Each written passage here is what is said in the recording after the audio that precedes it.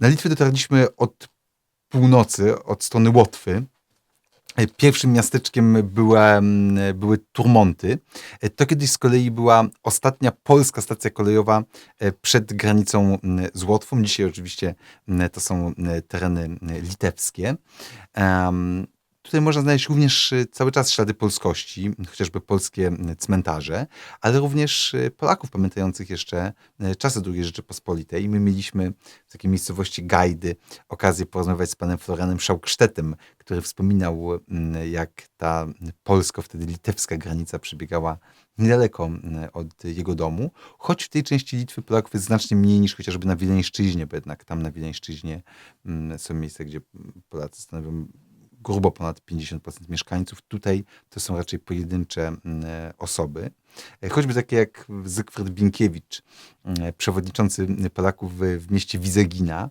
Wizegina to jest miasto bardzo specyficzne, bo ono zostało wybudowane w połowie lat 70. od zera na potrzeby powstającej wtedy ignalińskiej elektrowni jądrowej.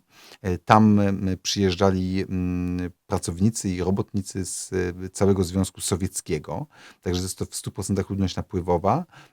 Polaków jest tam około 10%, ale to też nie są tacy rdzenni Polacy, tylko właśnie ci, którzy przyjechali do pracy przy elektrowni. No i ta elektrownia jakby zdeterminowała trochę życie tego atomowego pogranicza. Elektrownia została zamknięta kilka lat temu, ponieważ jej wyłączenie tego reaktora było jednym z warunków sine qua non akcesji Litwy do Unii Europejskiej. Ten reaktor był wybudowany w takiej samej technologii jak reaktor czarnobylski, stąd obawy, że taka katastrofa mogłaby się powtórzyć.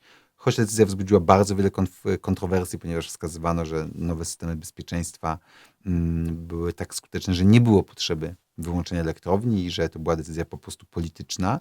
Tym niemniej dzisiaj jest to chyba pierwsza w historii elektrownia, która jest całkowicie rozbierana, że jest wyłączana i rozbierana, także gigantyczne przedsięwzięcie. No a sami mieszkańcy Wizegini trochę stracili sens życia, bo dla nich ta elektrownia była sensem życia, więc jest to zaginione w tych lasach, tych rubieży i Litwy, a kiedyś Rzeczypospolitej miasteczko, zamieszkane też w dużej mierze przez ludność rosyjskojęzyczną. Są też postrzegane przez Litwinów trochę jak taka rosyjska piąta kolumna, a i też wielu rosyjskich mieszkańców Wizegini nie darzyło nadmierną sympatią Litwinów, także takie miejsce, gdzie dochodziło i dochodzi do tych pewnego rodzaju napięć narodowościowych. Natomiast my tam trafiliśmy do bardzo takiego niezwykłego miejsca, takiej komuny hipisowskiej o nazwie Toczka, czyli po rosyjsku kropka. Cały jedna klatka schodowa w bloku została zaadoptowana na taką przestrzeń artystyczną. Tam każdy może przyjść, może tworzyć, malować, rzeźbić, grać na instrumentach, jakoś się realizować twórczo. No i to ma być takie miejsce, które szczególnie dla tych młodych ludzi, pozbawionych trochę perspektyw, staje się szansą na wyrwanie się z tej codzienności, bo jak mówi Alex, twórca Toczki, no właśnie wszyscy zachwycają się w cudzysłowie oczywiście, czasem wszyscy fascynują się Czarnobylem, no bo tam doszło do tej wielkiej katastrofy. Natomiast u nich ta apokalipsa była bardzo cicha. Po prostu ich świat się skończył z wyłączeniem elektrowni, wszyscy o nich zapomnieli. A co ciekawe, serial HBO Czarnobyl był kręcony w ignalińskiej elektrowni jądrowej, o czym prawie nikt nie wie, no bo wszyscy myślimy, że to był Czarnobyl, a tymczasem te zdjęcia były robione w Ignalinie. Także dziwne takie miasto, troszeczkę takie, powiedziałbym, takim posmaku miasteczka Twin Peaks. I dzisiaj, i kiedyś na rubieżach. No ale my nie tylko tą część Litwy widzieliśmy, bo dotarliśmy również tam, gdzie do tej Litwy, która rubieżami zdecydowanie nie była i gdzie zdecydowanie o Polaków nie trudno. Tak, i nie tyle nawet, że nie trudno o nich na miejscu, nie trudno o tych, co tam docierają. A docierają na różne sposoby. Niektórzy na przykład podczas pielgrzymki. Mieliśmy okazję uczestniczyć w pielgrzymce z Suwałk do Wilna, oczywiście do Matki Boskiej Ostrobramskiej. Pierwsza taka pielgrzymka odbyła się w roku 1990 w ramach podziękowania za pokonanie komunizmu, za uwolnienie od tego reżimu. Pielgrzymka ta nie tyle idzie przez samą Wileńszczyznę, co nawet idzie częściowo dokładnie po granicy II Rzeczypospolitej. Także stąd to miejsce i to wydarzenie było również dla nas znaczące.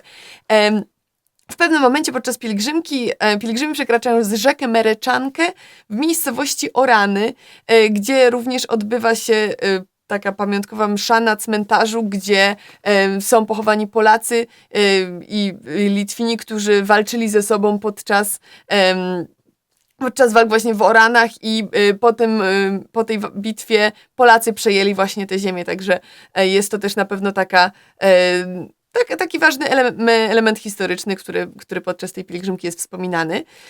Pielgrzymka przechodzi również przez miejscowość Ejszyszki, która prawdopodobnie jest najbardziej polską miejscowością, poza Polską oczywiście, gdzie może być do około 80% Polaków ją zamieszkuje.